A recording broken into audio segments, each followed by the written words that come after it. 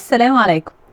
في الفيديو ده عايزة اتكلم معاكم شوية بمناسبة القرارات الجديدة اللي طلعت لطلبة الثانوية العامة من اول دفعة 2025 اللي هي الدفعة الجاية ان شاء الله، بخصوص تعديل بعض المواد زي مثلا مادة اللغة التانية اللي هي بقى بتشمل الفرنساوي والايطالي والالماني وغيرها من المواد التانية اللي كنا بناخدها في ثانوية عامة، واللي يمكن ده أثر شوية على طلبة الثانوية العامة دفعة 2024 واختيارهم للكليات زي مثلا كلية الألسن أو كلية الآداب، لغات شرقية وكل التفاصيل دي.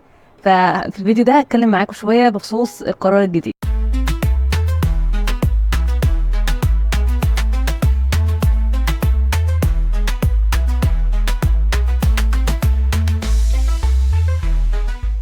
ناس كتير قوي وجهات نظرها اختلفت بعد القرار ده، ويا ترى مستقبل اللغات هيبقى عامل ازاي، ويا ترى ارجع اغير تاني الرغبات بتاعتي، طب انقل علشان ممكن تكون فرص الشغل بتاعتي مش مناسبة اكتر حاجة. خلينا نتكلم عن الموضوع ده باستفاضة شويتين. اول حاجة، الكليات اللي كانت بتؤهلنا لمجال زي ده.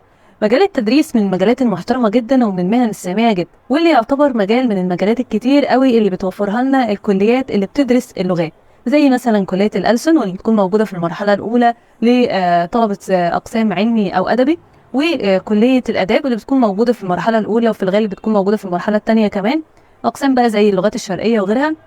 والحاجة زي دي بتكون ليها مجالات كتير قوي مش مقتصرة بس على التدريس، رغم ان التدريس من المهن الكبيرة العظيمة جدا اللي احنا ما نقدرش ننكرها ولا ننكر افضال المدرسين العظماء اللي علمونا كتير، ولكن انا بتكلم هنا على مجال من مجالات الشغل.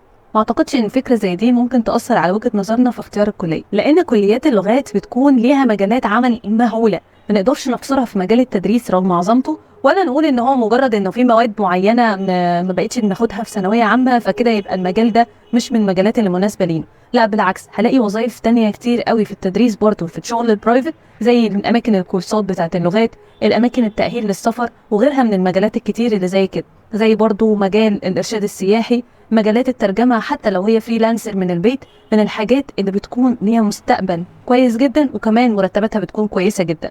وعايزه اقول لكم نقطه كمان، انه اللغات عامه بتسهل لنا فرص السفر بشكل كبير جدا، فحتى لو انت مش بتروح لكليه من الكليات دي او مش هتقدم فيها، فمهم قوي ان انت تكون متمكن من كذا لغه عشان تقدر تسهل لك فرص السفر لو انت ناوي تسافر في اي مكان حتى لو فسحه.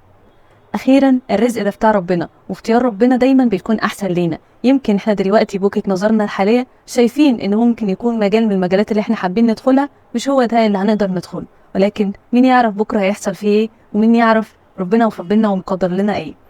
لو انتوا حابين تعرفوا اكتر عن اي كليه من الكليات اكتبوا لي في الكومنت، وزمايلنا اللي لسه مستنيين المرحله الثانيه والثالثه ما تقلقوش، احنا هنكون معاكم دايما خطوه بخطوه، فاكتبوا لي في الكومنتس اي استفسار عندكم باي كليه وانا هرد عليكم دايما. باي.